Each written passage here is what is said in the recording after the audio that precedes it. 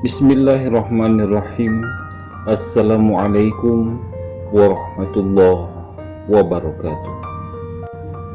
Dalam Khazanah Islam ada 7 pemuda yang dapat menjadi inspirasi generasi muda masa kini.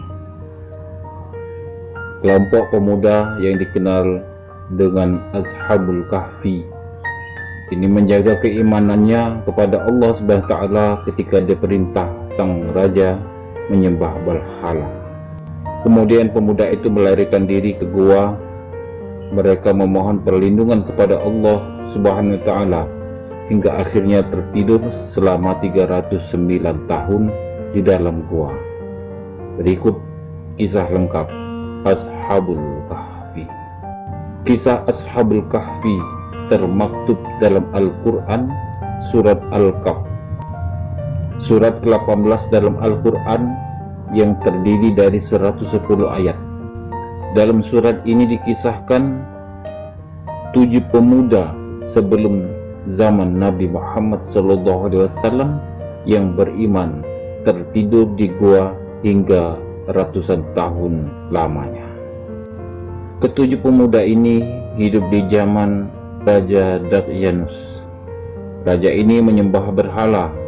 Ia memaksa agar rakyatnya ikut menyembah berhala. Jika tidak menuruti kemauannya, konsekuensinya adalah hukuman mati. Ketujuh pemuda ini berpegang teguh dengan keyakinannya. Mereka tidak mau mengikuti perintah raja untuk menyembah berhala. Mereka pun akhirnya melarikan diri ke gua. Selama di perjalanan, 7 pemuda itu diikuti oleh seekor anjing. Meskipun telah diusir, anjing tersebut tetap mengikutinya. Setibanya di gua, anjing tersebut menjaga 7 pemuda itu di depan pintu gua. Kemudian para pemuda itu berdoa kepada Allah agar diberikan petunjuk yang lurus dalam urusannya. Ya Tuhan kami, berikanlah rahmat kepada kami di sisi-Mu dan sempurnakanlah petunjuk yang lurus bagi kami dalam urusan kami.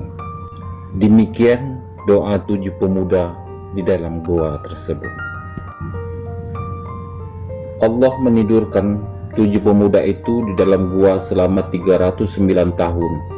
Suatu hari, ketujuh pemuda tersebut terbangun dari tidurnya dan bertanya-tanya. Sudah berapa lama kita tidur di sini? Tanya salah satu pemuda. Kita berada di sini sehari atau setengah hari, timpal pemuda lainnya. Kemudian di antara 7 pemuda itu diminta untuk pergi ke kota berbelanja makanan.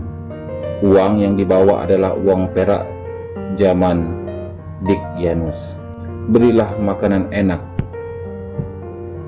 dan bawalah ke sini dan berkata lemah lembutlah supaya orang tidak mengetahui kita di sini, pinta seorang pemuda.